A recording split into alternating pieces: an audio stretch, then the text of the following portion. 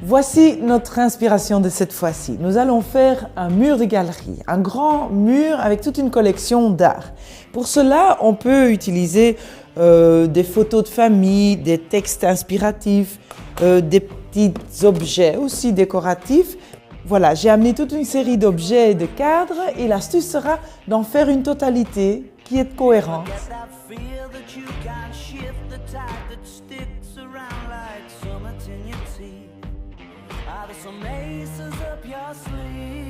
Passons à la préparation du mur.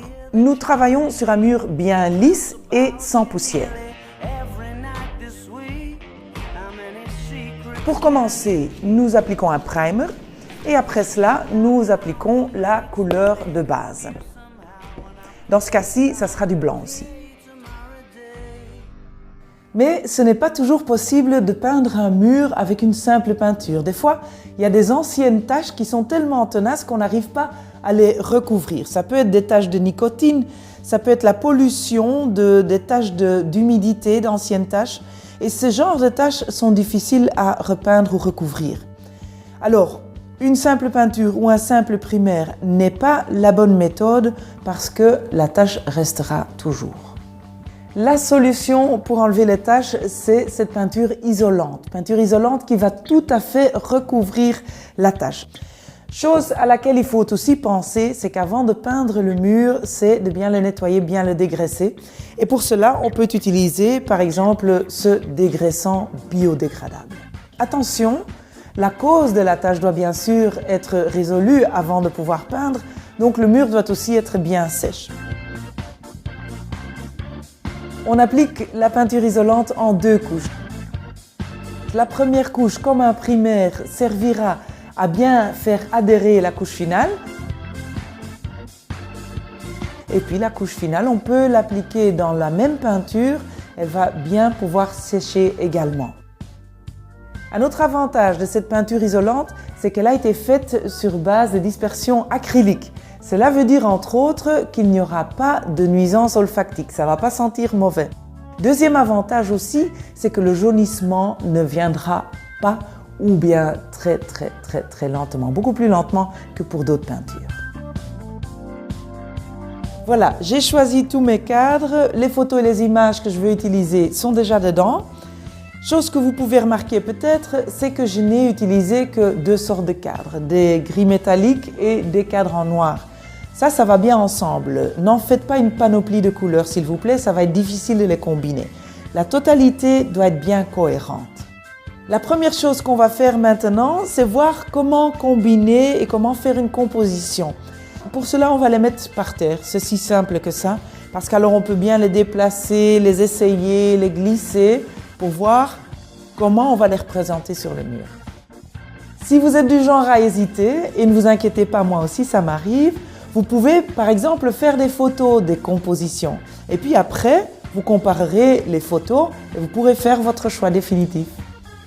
Au fait, il y a 2 bonnes façons de procéder pour faire votre composition. Une première façon consiste à créer un rectangle et dans ce rectangle, vous positionnez vos différentes photos. Une deuxième façon qui est bonne aussi consiste à utiliser un axe horizontal comme base et alors vous combinez vos photos en respectant cette ligne horizontale, tant bien que mal. Voilà, ma composition est faite maintenant. Je fais une découpe de chaque cadre dans une feuille de papier d'emballage brun. Je fais ça pour la simple raison que je vais appliquer sur le mur les feuilles de papier.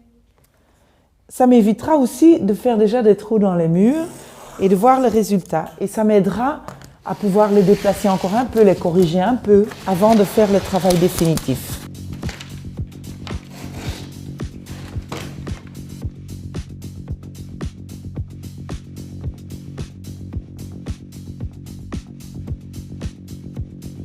J'utiliserai donc ceci sur le mur, je le collerai avec des adhésifs au lieu d'utiliser le cadre définitif et ça me donnera l'avantage aussi de ne pas encore faire de trous dans le mur.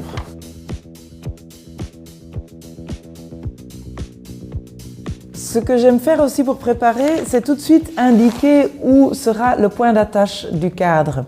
Sur le papier, C'est-à-dire que, alors, quand on mettra le cadre définitif, on saura tout de suite où est le trou pour forer. On fore à travers du papier et donc après, on mettra la cheville, la vis et on pourra accrocher le cadre à sa place. Deux petits outils aussi que je voudrais vous montrer, c'est ceci. Alors, voilà la cheville qui a été créée spécialement pour les plaques en gypse. Il ne faut pas forer de trous. On peut simplement visser cette cheville dans le mur et puis on l'utilise comme une autre cheville. Et la fourchette. Pourquoi la fourchette? La fourchette, je l'utiliserai comme guide sur la vis pour pouvoir faire glisser le fil du cadre facilement dessus. Astuce. Pour le petit cadre, il faut bien sûr pas utiliser de grands crochets, utiliser des petits crochets ou tout simplement des clous. C'est sûr que de cette façon, vous aurez un mur bien troué, plein de petits trous. Et si vous voulez changer de look, alors il faudra reboucher tous les petits trous. Une autre façon de procéder, c'est de travailler avec des strips adhésifs. Tout simplement, vous les collez sur le cadre et puis vous appuyez bien le cadre sur le mur et ça restera accroché sans hésitation. L'avantage aussi de ces strips, c'est qu'on peut les retirer sans laisser de traces et puis il n'y aura tout simplement pas plein de trous dans votre mur. Honnêtement parlant, je suis assez pour cette méthode parce que c'est assez rapide aussi en application.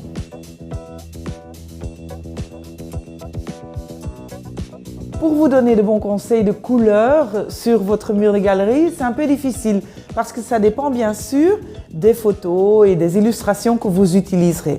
Ce que je peux dire, c'est essayer de garder la paix, le calme sur votre mur. Utilisez des images qui sont un peu dans les mêmes tons de couleurs. Et si vous avez une photo qui est très expressive, très forte en couleurs, vous pouvez créer un passe-partout assez large pour calmer cet effet. Pour les cadres, il est aussi important d'utiliser les mêmes couleurs, la même famille de couleurs. Éventuellement, vous pouvez en repeindre un pour qu'il aille avec les autres. Si vous aimez régulièrement changer votre galerie d'images, veillez à ce que la peinture du mur soit vraiment une peinture qui ne décolore pas, parce que sinon, vous allez voir les bords. Regardez, voici le résultat. C'est pas mal, non?